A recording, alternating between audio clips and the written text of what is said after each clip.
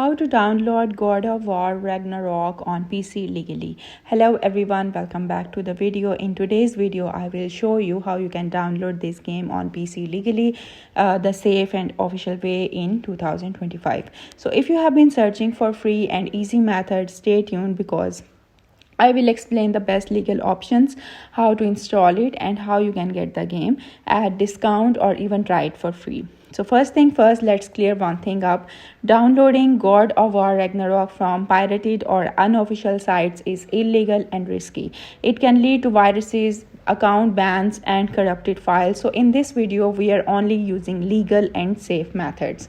The game is officially available on Steam for PC players. Here's what you need to do. Open the Steam app or you can visit the website, search for the game and click add to cart and complete your purchase.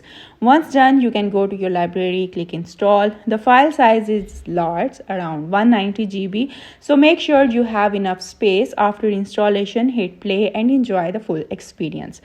Method 2 is Epic Game Store. You can also buy and install the game from Epic Game Launcher.